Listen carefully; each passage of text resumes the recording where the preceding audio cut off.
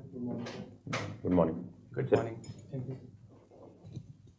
you are Akshay? Yes, sir. Okay. Akshay, uh, my first question to you is about passion.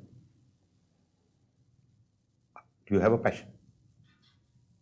Yes. What's your passion? Um, Okay, before I come to your passion, can you define passion to me?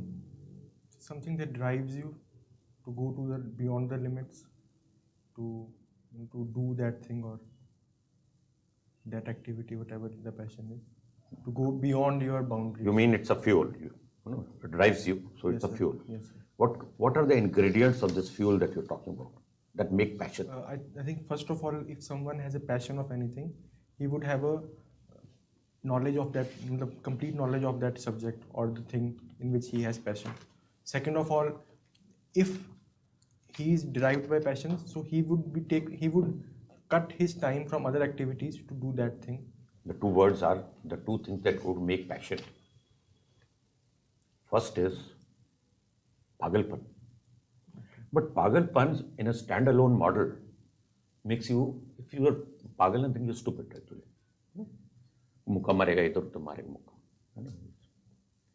So pagalpan in a standalone model is stupidity. So first ingredient is definitely pagalpan. Now you got to channelize this into your area of activity. That is, a very high level of commitment. You are mad about doing something and you're very highly committed. It's a very high level of commitment. High level of commitment and madness both combined make passion. Okay, first question. Second question that I'm going to ask you is about, we recently had a ceasefire on the LOC with Pakistan. Why did it happen at this point in time after 10 long years? We had an agreement 10 years ago, which Pakistan continued to violate. Why did it happen now? So I think first of all, recently FATF has given them warning that if you don't go with the terror funding or terror financing, stop terror financing, there would be the blacklisting. So Pakistan has a international pressure on it.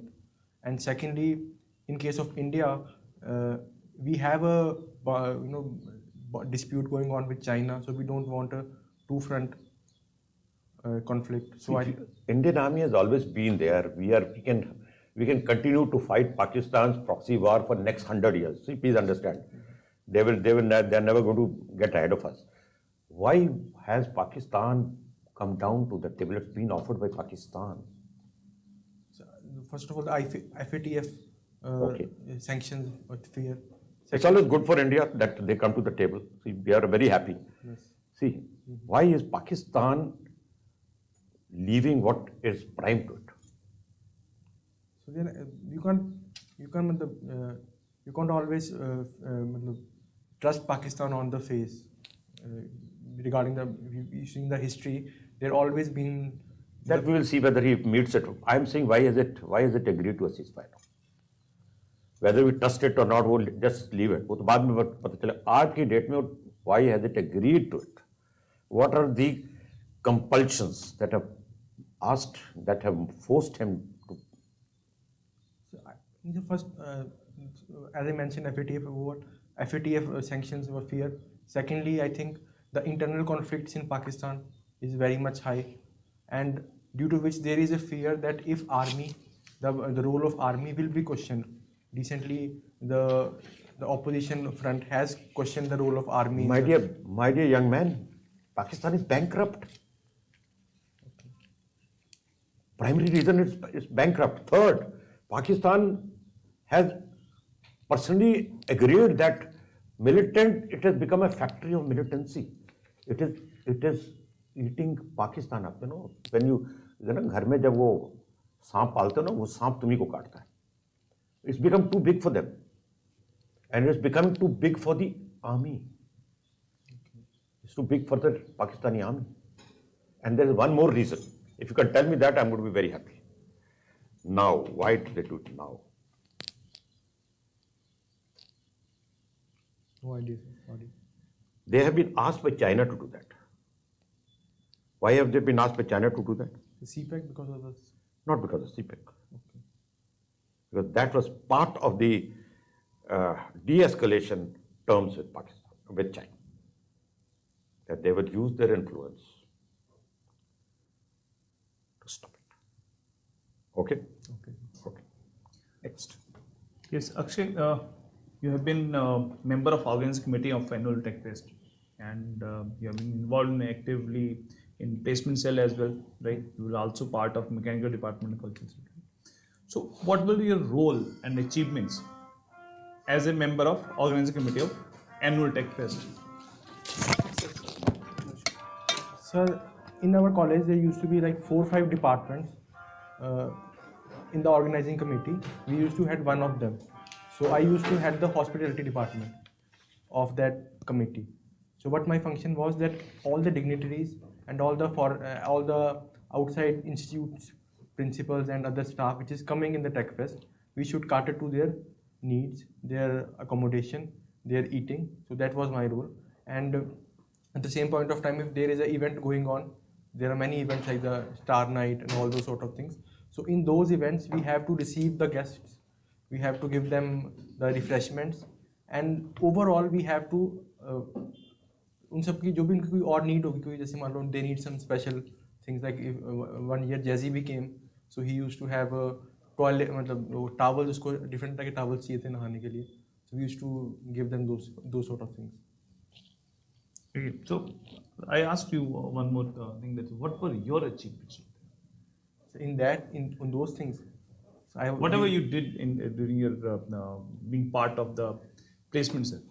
Sir, we successfully conducted the Wipro placement, in which 153 candidates were selected, and after that we also conducted a. You also got placed? I got placed, yes. In which company? Wipro. Why didn't you join?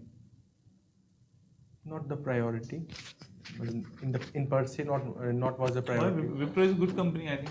Yes, sir. But I was a mechanical engineer, and they were hiring for the IT consultant, and so we have to give the 1 year training, and then so I thought if I have to do an IT consultancy, why I would be being a mechanical engineer, it was like a state, because we in engineering we consider the IT engineers equivalent to be a kind of slang thing in the engineering. So I was like, leave it here, who want to do it? So you mean to say that mechanical engineer is a proper engineer, right? This is what you mean to say?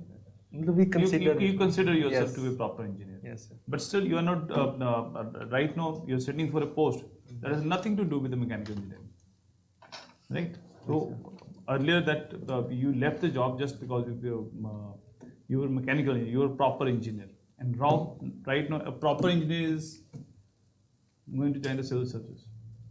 That is the thing, ki the more important thing in life is that we associate prestige with everything, right? So for example, our prestige with regard to vis-a-vis IT is not that much to mechanical engineering. Give me 3 reasons that why you want to join Civil. service. So first of all, the job profile is very dynamic. We get to do work in various departments of the government. But I think that as you have mentioned here that you're working in a company, right? Yes, sir. So you're a manager over there. Yes, sir. Isn't it a dynamic post? But it is constrained to a specific industry. We don't have that kind of exposure. Only related to a thing like you are helping running a business. It's not like you can do something out of box. Everything is in place. Where you feel that you will have more freedom to take your decisions, more freedom to be innovative as a civil servant or as a manager of your own company? It's not about the freedom, it's about the exposure that one gets. So in running a business is more constrained to a specific sector, specific kind of people we interact with.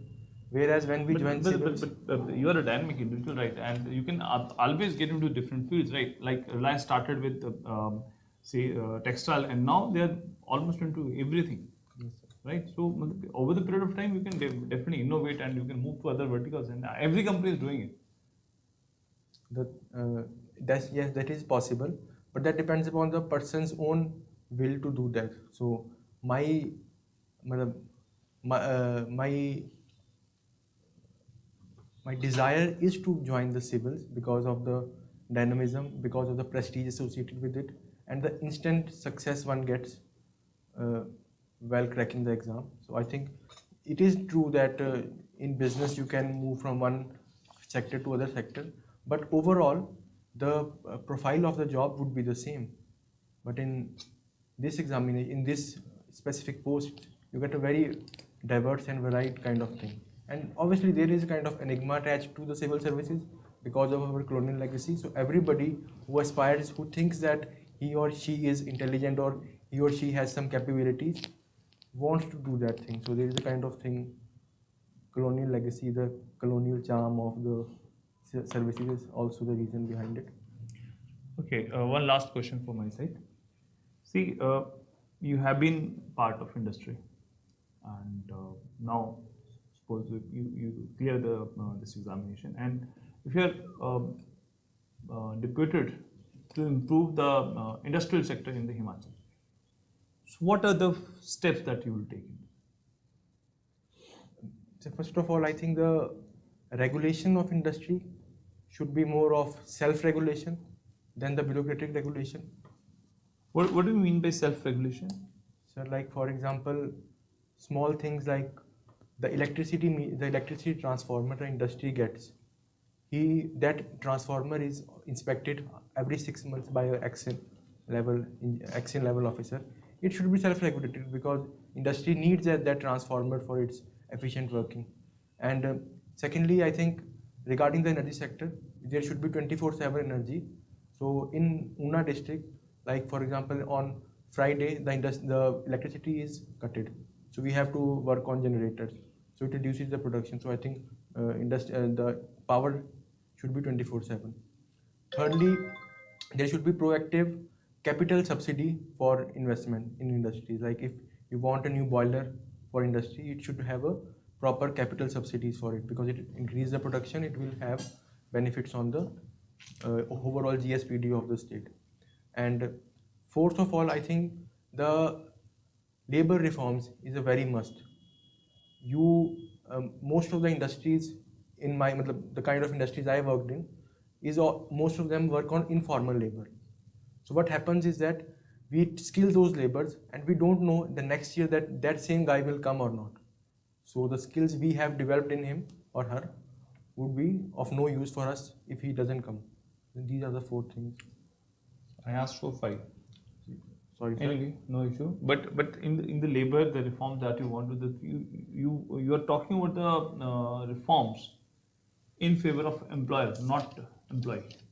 Sir, I think in India, in most of the industries work on the trusteeship model. There is both the benefit of employer as well as employee. We, as an employer, we don't want our employees to be fired on our will. There is a kind of attachment with them. So our regular employees, most of them are, despite the fact, informal. But like if there are 100 of them are working, 30 of them have a family relations with the owners. So their grandfathers used to work for my grandfather, and their grandsons are working for my father. I think that there's a give and take relationship between the employer and employer, right? If an employer maintains his employees well, that's why the employer will leave the organization. And ultimately, it's not like potentially over the period of time that it's, first grandfather was working, then his son, then further his grandson is working in the same organization. That's not required, right? Over the period of time, if you can utilize the skills, you can pay the person according to his skill set, obviously he will stay with you. That is the point, sir. If the employee is good, employer would not want to fire him. So, if you want that investment increase, you want the employer to be confident that his or her investment would be in the safe hands. So I don't think that you can't. I don't think that any kind of reform should be black and white. There are gray areas, and I think we should work on the gray areas of these reforms also. Okay, fine.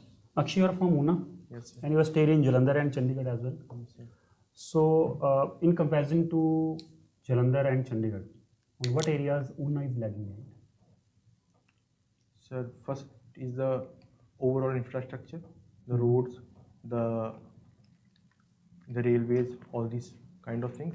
Secondly, There is no railway facility in Una. only one from Nangal Dam to Chittoor. Mhm. Only broad gauge in Himachal. But the point is only one thing, only one. Okay. So Is there any scope of this railway track to be increased in Himachal? Pardon, sir, I can't. Scope of increasing the railway tracks in Himachal? Definitely, sir. The government is working on it. Are there problems in doing that? Terrain is the biggest problem Hmm. because you can't build railways in the. But in this age of Yes. technology, means is it, I think, is it easy or is it difficult even then to build such kind of railways in Himachal areas? Definitely, it is easy, but we have to work on the sustainability of that railway also. Hmm. So if the prospective project is sustainable, we should go for it. Hmm. But because Himachal is in the Himalayan region, which itself is very young, so there are fragilities in it. So, Akshay, economic survey of Himachal has come 2 days back. yes, sir. So have you gone through that? Just reading it, sir. I'm just Okay. So can you give some light on that? meaning overall. Some figures, means brief figures. So I can't recall the figures, but Hmm. the thing is, there is a separate chapter on the COVID this year, hmm. and then in the IT sector, the IT and the governance, the government has taken various steps. Hmm. So there is a mention of those. Overall, we have grown this in this 1 year, or is it decline? Definitely, there is a decline because of the COVID. Hmm. But the government in the budget said that 50,000 crore has been spent this year, so expenditure has increased. At the same point of time, there is a cash crunch in the government, so we don't have the resources to fund those expenses. Himachal has taken some external borrowing recently. Yes, sir. What was the amount of that So it was like 100 crores from? from the central government. Are you sure? Not very sure. Okay. What are the basic problems Himachal is facing these days? During the COVID time or in No, general? overall. Overall. 3 problems, okay. Mainly priority, on priority. So first of all is the women empowerment and women-related issues. What are specific problems of women? Literacy rate is the Literacy difference of literacy rate is 15%. So that is a problem. 15%? Between male and female, 89.96 and 75. Okay, 75%. The gap is 15%. 15%. Okay. And second is the health sector. Despite the fact that we have almost a government college in every district, the health facilities haven't reached the rural and remote areas. And what is the basic problem behind that? Because we have good infrastructure, I think. You can say in Tanda we have a very good college, medical I college. think we have very good tertiary sector healthcare facilities, but on the primary and the secondary, on the primary and secondary, like the health and wellness centers and the community centers, are still not exist in the rural areas. Okay, and what is the third one? Third one is that transportation, because still in Himachal Pradesh we have many villages which are not connected with road, so that is a problem. In the same way, we have many villages, like for example in Kinnaur, 40 villages doesn't have electricity, so that is a problem. Okay. All right. Hello, Akshay. So, I would like to know that you wrote that you will be committed to your work with altruism and empathy. So, what exactly do you like altruism, empathy when you talk about? So, it's about, keeping other people's need before your own. Do you think it is possible to do that in today's scenario? So, Keeping other people's need before your own? Definitely in civil services it is possible, because as the name suggests, civil services, public servant, we are there to serve the public. So I think in this profession it is possible to do that. so that every moment you will be able to justify this thing. Definitely, This is your trait, your personality trait, you mean to say. definitely. Can you share any incident from your college or anything where you actually empathize with somebody or with someone where you actually experienced such a trait? Working in the industry, I had that thing. Recently in the COVID, during the COVID time, what happened was that key industries on the blink of a second was shut it down, and the laborers in the many localities, one of the laborers took suicide because of it, because they want to go home, they want to see their near and dear ones, but there was no transportation facilities. At that point of time, we all decided, all the federation decided that we should arrange the transportation for them, and I actively participated in that thing. I personally went to different transporters, give them assurance that we will give you money, we will give you, your drivers would be safe. Just take these laborers to their hometowns. I think that was the incident. Okay, and another question would be that what was your basic motivation, your inner drive to go in for civil services? As such, I think the basic attraction was definitely the job profile Okay. and the prestige associated with it, and I think that you can do good things in any profession. So I don't think that a civil servant or an engineer or a scientist is any different in that aspect.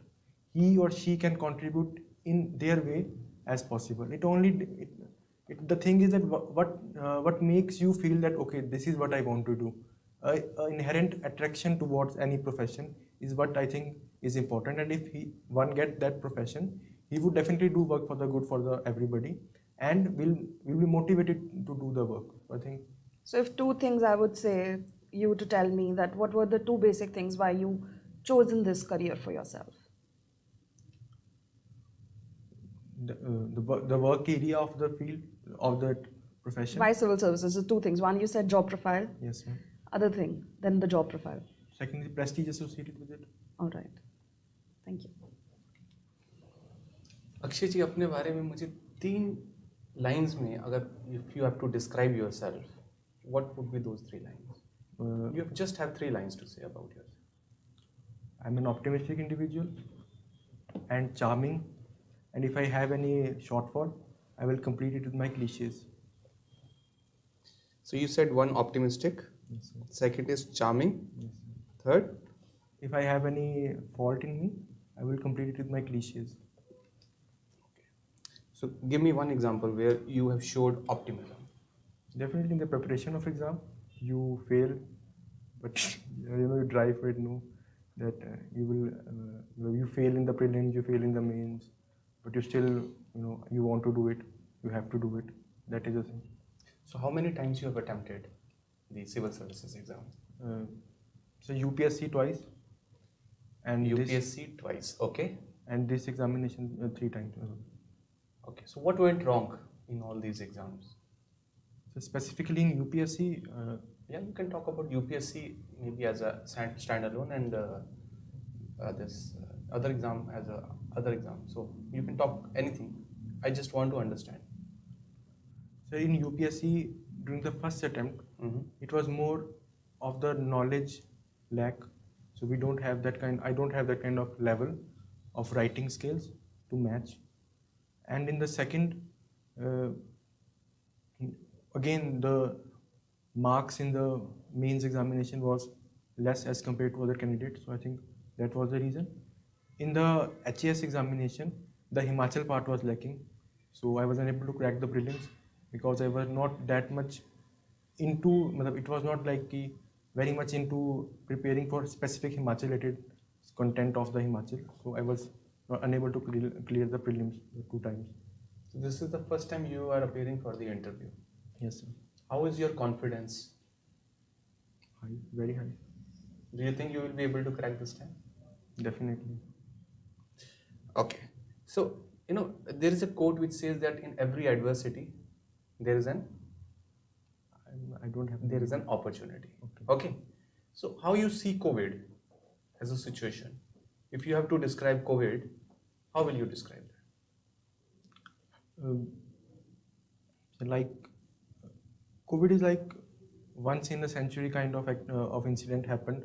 So yes, there was a lot of uncertainties and around it, but at the same point of time, there was optimism in the situation of COVID, because as a whole world we united in our actions, in our fight against COVID.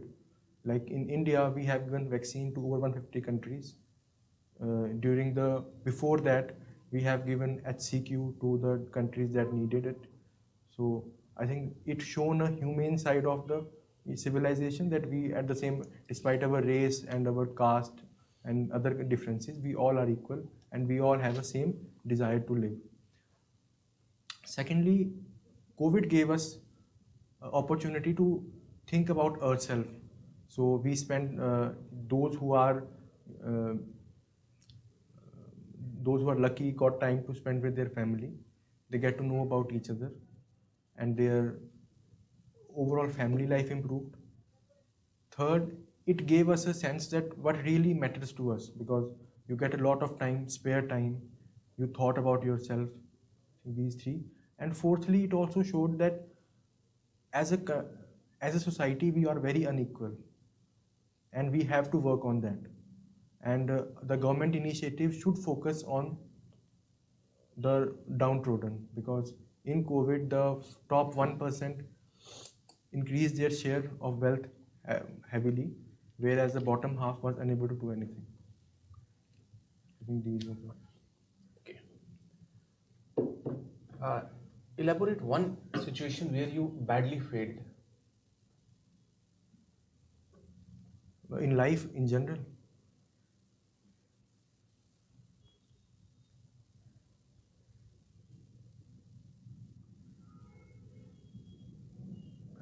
Completing the engineering was a bit difficult, So during that time, there was times where in the second year where things got very difficult to understand. So the second year was very much like just driving to get passed in examination, and so that was the time I think in academically I failed a lot.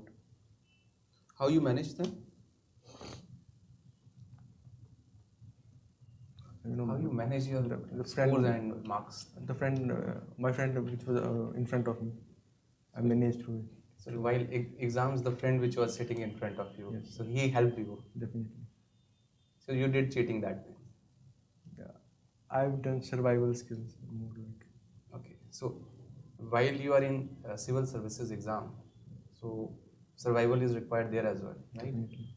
And survival is what we call as corruption there. Okay. Correct, no? So you will for sure going to take corruption. You will get involved in that. I think there is a bit.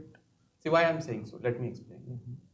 Because in government jobs, it is like either you become part of system, which means you accept corruption and let it get distributed among other people, or else you become an outsider or an outlier, which nobody knows, and then you are not in power. So where you will try to fit yourself. So if being a part of system means that you act like a termite to corrupt the system, I would not be the part of that system. I would rather be an outsider, an outlaw, than being a part of that system. Because as a civil servant, yes, you are a part of system, but at the same point of time, due to your position, you have the powers to do things independently within the laws. So I think it is not the question of being the part of system. It is more the question of being ethical or not. If you think that this action of yours would be ethical, then you should do it. But I think for my ethics, corruption is not a part of it. Whether you are forced for it or you are not. I am. They are.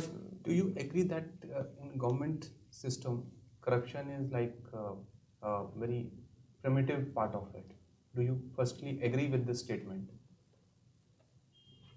So overall, I think throughout the world, in any country, corruption is the part of the governance, because in post the modern welfare state, the government has a lot of funds and are affecting the lives of individual very wholesomely. So I think anybody who has that kind of power tends to corrupt in the situation. Can I join? Yeah, please. There are states which are very tough on corruption. Example is Japan. In Japan, a government servant cannot accept any bribe, cannot accept any gift, cannot accept any emotional gift. Yesterday, the Japanese Prime Minister, have you read this news? No, sir. He's gone and apologized to the country for his real son, who has been found to have bribed a bureaucrat. The Prime Minister has gone and apologized to the entire country for his son, real son. So it's a system that is existing. Corruption is just not allowed. The government guy is not allowed. Definitely, sir. Every country. The point is that, as you mentioned, the son of the Japanese Prime Minister had done bribed, had been involved in bribe. So my point is, as a society, as we progress, the amount of corruption would reduce. Like for example, in India, if there are 10 bridges to be built, the government, the contractor would build 3, where in America it would be 7. In Africa, they all will be in the paper. So I think. Do you think we must induct fear into the rank and file of a country? No, sir. I think it has to be from within themselves. Within themselves, it will take a very, very long time, a century. See, we want to get it, don't you want to see corruption going in your system as soon as possible? I'll just tell you, say, I am from the army. I can't say army is corruption free, but there is a great fear of the Army Act. Within the Army Act, if you are found corrupt, oh my God, you're going to be court-martialed. And court-martial means none of your children will ever get a government job. You will lose all your pride, you will lose your pension, and you will lose your social face. See, court-martial is a very, very big threat. Now, it is the fear of that court-martial under the Army Act that prevents a lot of action which would otherwise would have happened. Definitely, there has to be some carrots as well as sticks in the fight against corruption. And I think, as you have mentioned, there is corruption in army, but there is a fear of the corruption due to the Army Act and the fear of court-martial. So that is a carrot in the army. In the civil services, I think that carrot is missing. That stick is missing. Sorry, and we have to give the carrots also. Like there is a Santaram committee report which argues that 60% of our youth is not idealistic in their attitude. So that has to change. If the youth of the country is not idealistic in their approach, how could we seize the corruption in a society? So what I think is that there is a need for education.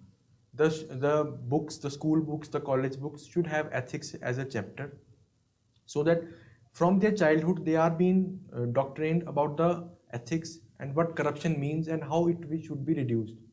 And at the same point of time, there has to be some sort of actions, some punishments if anybody do that thing. I think it has to be both carrot as well as stick to seize the corruption. And we live in the country of Gandhi, and we have that kind of patience to make the things go gradual.